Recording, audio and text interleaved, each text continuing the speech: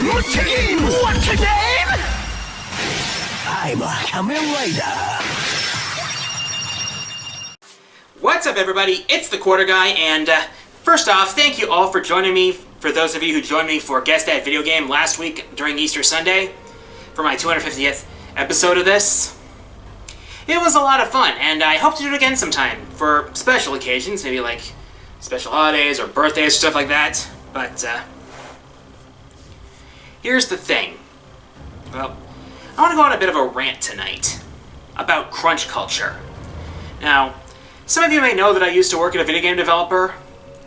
Crunch, from my experience at least, was kind of rare for me. Thing is, crunch usually only occurred near the end of a project, if then, and all overtime in the later had to be approved by the manager, and it was only approved when it was absolutely necessary. It's only in recent times that I'm thinking about how lucky I was, because I keep hearing about all these stories about people working insane hours for developers, being either threatened or coerced into it. And for those of you who've been following Josh Scorcher's publisher and developer fails series of countdowns, there's been the ones for EA and Konami most specifically on this. Number one on both of those had to do with the mistreatment of employees. And that honestly has to do with the prevalence of crunch culture in recent times in the industry. And it makes me sad that game devs haven't been able to unionize yet, to establish an actual union, so that they can speak out against this crunch culture without fear. I mean, this past week alone, we've gotten 2 more big stories about this prevalence of crunch culture lately, and it's getting worrisome. First of these big issues came from Epic Games, you know, the people behind Fortnite, and the terribly underdeveloped Epic Games Store. I've been hearing about people average 70 hours a week, sometimes close to 100 hours on occasion. And then there was Netherrealm, in which one of the people by name spoke out about having to work 80 to 100 hour work weeks by mandate. By mandate! And that honestly really does not sit well with me as someone who values the mental health of others. The thing is, crunch is both physically and mentally damaging. And eventually, in time, it's gonna show up in the quality of your game. I mean, it happened with EA and BioWare and Anthem. It's like Anthem's failure is actually trying to, well, I can't really articulate well right now, but the whole thing with crunch culture, people need a break. They need sleep to recharge their batteries, so to speak. And they need a social life outside of work. And if you have to force people to work insanely long hours just to meet a deadline, then that shows a problem. That shows a serious problem. I mean, and it's something that has to... Crunch as a culture is something that needs to end. There's no other way for me to say this. It has to end that way. And I'm just glad that these stories are coming out so that it's being put more in the public eye. But still, seeing that this is happening at all really hurts. Okay, that was my mini rant. I hate crunch. I hate the idea of crunch culture, and I hate how rife it is in the gaming industry. But anyway, now it is time for updates. I've already nailed down the topic for my next countdown, which is going to be top 10 games that could make great anime. Whether it's directly based on the stories of the games themselves, or they take place in the game's worlds. I'm looking for games that have good potential as anime. So, that's going to be my countdown for May. And I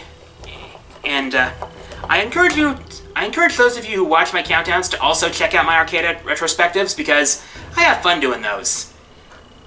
The one I did this month was for Ninja Baseball Batman. That was fun. So, for my question of the week, do you know of any games that could make great anime? As always, answers in the comments. Favorite comments will be featured in the next episode. Here are last questions winners.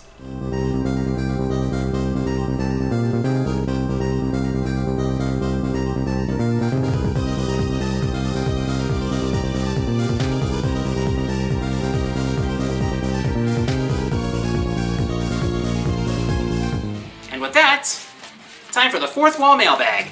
As always, look for the community post and I'll answer my favorite questions in the next episode.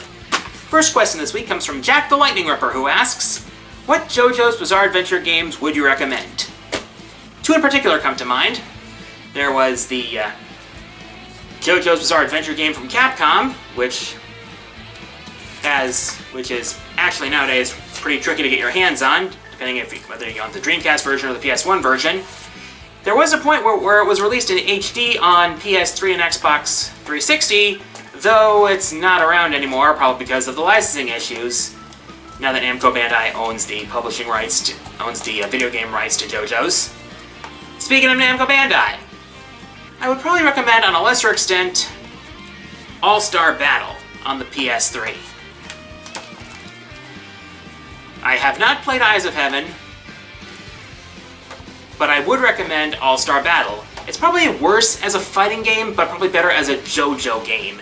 Probably because it covers more ground than just Stardust Crusaders and the stands and all that. But those are my recommendations.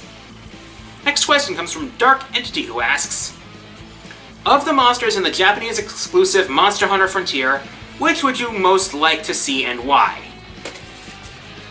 There is one particular monster that I have looked into for Monster Hunter Frontier.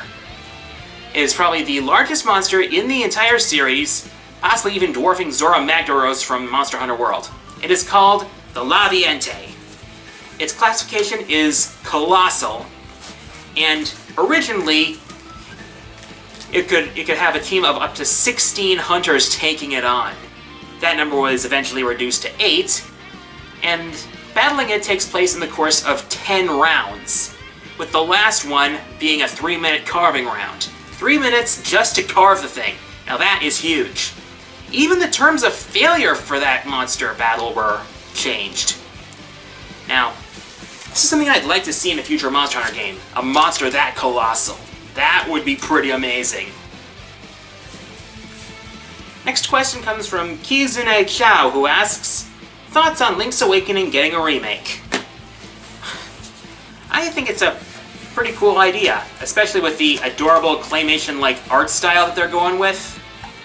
Well, yeah, it's like, I was actually watching the end of that direct, and I was actually pretty taken by surprise by this. I mean, Link's Awakening was one of the best games on the original Game Boy, not gonna lie. So, seeing it remade is gonna be pretty cool.